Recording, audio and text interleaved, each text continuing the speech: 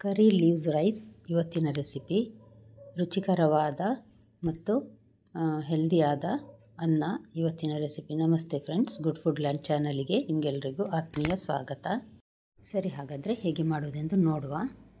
ಒಂದು ಬಾಣಲೆಗೆ ನಾನಿಲ್ಲಿ ಒಂದು ಸಣ್ಣ ಚಮಚ ತುಪ್ಪ ಹಾಕಿದ್ದೇನೆ, 1 ಟೀ ಸ್ಪೂನ್ನಷ್ಟು. ಇದಕ್ಕೀಗ 1 ಟೇಬಲ್ ಸ್ಪೂನ್ ಕಡಲೆಬೇಳೆ, 1 ಟೇಬಲ್ ಸ್ಪೂನ್ ಉದ್ದಿನಬೇಳೆ ಹಾಕಿ ಸ್ವಲ್ಪ ಹುರಿಯುವ, ಮೆಲ್ಲ ಉರಿಯಲ್ಲಿ. 1-2 ಸೆಕೆಂಡ್ ಹುರಿದ್ರೆ ನಂತರ ಇದಕ್ಕೆ ಒಂದು 10 ಗೇರು ಬೀಜವನ್ನು, ಅಂದರೆ ಸಾಧಾರಣ 2 ಟೇಬಲ್ ಸ್ಪೂನ್ನಷ್ಟು 10-12 ಗೇರು ಬೀಜ ಹಾಕಿ ಅದನ್ನು ಸಹ ಹುರಿಯುವ.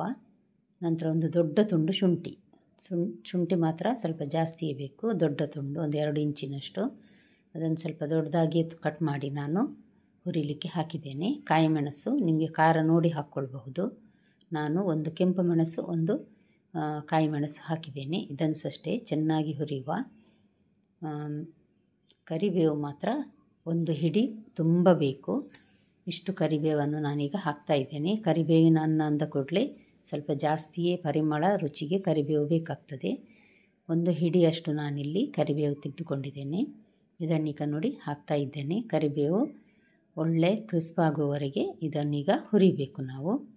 ನೀವಿನ್ನೂ ನನ್ನ ಚಾನಲನ್ನು ಸಬ್ಸ್ಕ್ರೈಬ್ ಮಾಡಿಲ್ಲ ಅಂದರೆ ದಯವಿಟ್ಟು ಸಬ್ಸ್ಕ್ರೈಬ್ ಮಾಡಿ, ಹಾಗೂ ನಿಮಗೆ ಇಷ್ಟ ಆದರೆ ಲೈಕ್ ಬಟನನ್ನು ಪ್ರೆಸ್ ಮಾಡಿ ಮತ್ತು ಫ್ಯಾಮಿಲಿ ಫ್ರೆಂಡ್ಸಿಗೆ ಶೇರ್ ಮಾಡೋದನ್ನು ಮರಿಬೇಡಿ. ಈಗ ನೋಡಿ ಹುರಿದಾದ ತಣ್ಣಗಾಗಿದೆ. ಇದನ್ನೀಗ ನಾನು ಮಿಕ್ಸಿ ಜಾರಿಗೆ ಹಾಕಿ ತರಿಯಾಗಿ, ಅಂದರೆ ಸ್ವಲ್ಪ ಒಂದು ಬೇಳೆಗಳೆಲ್ಲ ಒಂದು ರವೆಯಷ್ಟಾಗುವಷ್ಟು ಇದನ್ನು ಗ್ರೈಂಡ್ ಮಾಡ್ತೇನೆ ನಾನು. ಇದಕ್ಕೆ ರುಚಿಗೆ ನೋಡಿ ಉಪ್ಪು ಹಾಕ್ಕೊಳ್ಬೇಕು. ಒಂದೊಂದು ಸಣ್ಣ ಟೀ ಸ್ಪೂನಲ್ಲಿ ಹಾಕಿದ್ದೇನೆ. ನೋಡಿ ಈಗ ಇದು ಇಷ್ಟು ತರಿಯಾಗಿ ಆಗಿದೆ. ತುಂಬ ನುಣ್ಣಗಾಗೋದು ಸಹ ಬೇಡ. ನೋಡಿ ಇಷ್ಟಾದರೆ ಸಾಕು.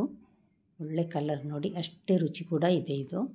ಈಗ ಇನ್ನೊಂದು ಬಾಣಲಿಗೆ 2 ಟೇಬಲ್ ಸ್ಪೂನ್ನಷ್ಟು ಎಣ್ಣೆ, 1 ಸಣ್ಣ ಟೀ ಸ್ಪೂನ್ ಜೀರಿಗೆ ಸ್ವಲ್ಪ ಫ್ರೈ ಆಗ್ತಾ ಬರುವಾಗ ಇದಕ್ಕೆ ಒಂದು ಬೇ ಲೀಫ್ ಇದೆ ನೋಡಿ, ಇದನ್ನು ಹಾಕುವ.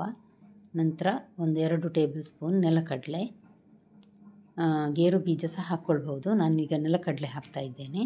ಇದನ್ನು ಸ್ವಲ್ಪ ಕ್ರಿಸ್ಪ್ ಆಗುವವರೆಗೆ ಹುರಿಬೇಕು.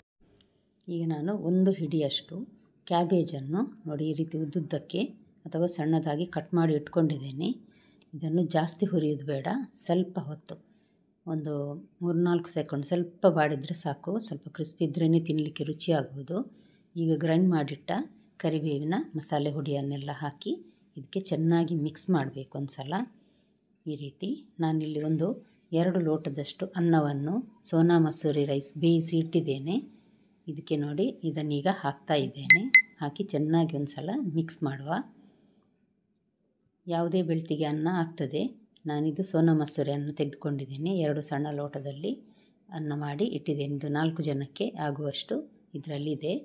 ಇದನ್ನು ಈ ರೀತಿ ಚೆನ್ನಾಗಿ ಒಂದು ಸಲ ಮಿಕ್ಸ್ ಮಾಡಬೇಕು. ನೋಡಿ, ಅನ್ನ ಸ್ವಲ್ಪ ತಣ್ಣಗಾದ ಮೇಲೆ ಮಿಕ್ಸ್ ಮಾಡಿದರೆ ಒಳ್ಳೆಯದಾಗ್ತದೆ. ತುಂಬ ಬಿಸಿ ಇರುವಾಗಲೇ ಮಿಕ್ಸ್ ಮಾಡಲಿಕ್ಕೆ ಸರಿಯಾಗುವುದಿಲ್ಲ. ನೋಡಿ ರೆಡಿ ಆಯಿತು ಕರಿಬೇವಿನ ಅನ್ನ. ಖಂಡಿತ ಒಂದು ಸಲ ಟ್ರೈ ಮಾಡಿ ನೋಡಿ, ನಿಮಗೆ ಖಂಡಿತ ಇಷ್ಟ ಆಗಬಹುದು. ಇದ್ರ ಜೊತೆ ಹಪ್ಪಳ, ಸಂಡಿಗೆ ಮತ್ತು ಬೇರೆ ಯಾವುದಾದ್ರೂ ಏನಾದರೂ ಪಲ್ಯ ಹಾಕ್ಕೊಂಡ್ರೆ ತಿನ್ನಲಿಕ್ಕಂತೂ ತುಂಬ ರುಚಿಯಾಗಿ ಬರ್ತದೆ. ನಾಳೆ ಇನ್ನೊಂದು ಹೊಸ ರೆಸಿಪಿಯೊಂದಿಗೆ ನಿಮ್ಮನ್ನು ಮತ್ತೆ ಭೇಟಿ ಆಗ್ತೇನೆ. ನೋಡಿದ ಎಲ್ಲ ವೀಕ್ಷಕರಿಗೆ ಧನ್ಯವಾದ.